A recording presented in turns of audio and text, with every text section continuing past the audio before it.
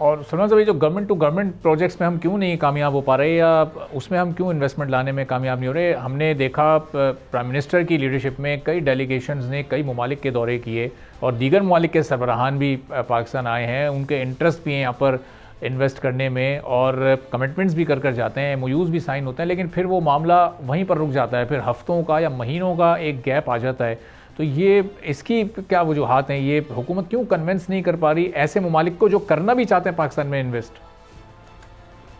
वो इसलिए क्योंकि जो उनकी पुरानी इन्वेस्टमेंट है उसी को ही नहीं हम सर्विस कर पा रहे ना। हम उनसे जो पुरानी इन्वेस्टमेंट उन्होंने की हुई है उसको भी हम कहते हैं कि जी इसका रिटर्न आप पोस्टपोन कर दें या रिटर्न मत लें।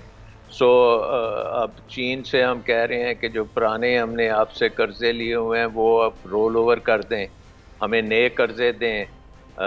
सऊदी अरेबिया से हम मुफ्त बिजली वो ऑयल लेना चाहते हैं, क्रेडिट पे लेना चाहते हैं, लेकिन पुराने जो कर्जे हैं वो हम वापस नहीं कर पा रहे।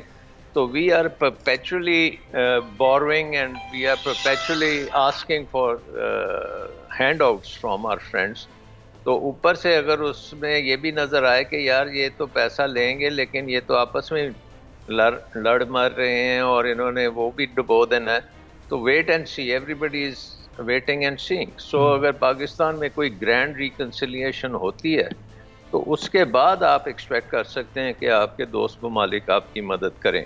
इवन IMF जो है वो भी हो सकता है कि अगर इस तरह का इंतशार पाकिस्तान में होगा, क्योंकि जब ये प्रोग्राम हुआ था तो उन्होंने पॉइंट आउट किया था कि पॉलिटिकल इंस्टेबिलिटी की तरफ, तो अब अगर हम उसमें कोई कमी नहीं ला सके, उसमें हम ज़्यादा मुश्किल में चले जा रहे हैं, तो at some point in time IMF भी पूछेगा कि क्या वो जो प्रोग्राम कर रहा है वो प्रोग्राम हो सकता है कामयाब के नहीं हो सकता, एंड उसके भी फिर नतीजे आ सकते हैं। सो आई थिंक एवरीबडी टुडे, ठीक है, जो पावरफुल लोग हैं जिनके पास ताकत है, अब उनको चाहिए कि पाकिस्तान का एक डायरेक्शन करें रिकन्सिलिएशन की तरफ, ठीक है, ताकि हम एक इकोनॉमिक एनवायरनमेंट बना सकें जिसमें इकोनॉमिक डेवलपमेंट हो सके। सब्सक्राइब करें और बेल दबाएं ताकि कोई खबर रह न जाए।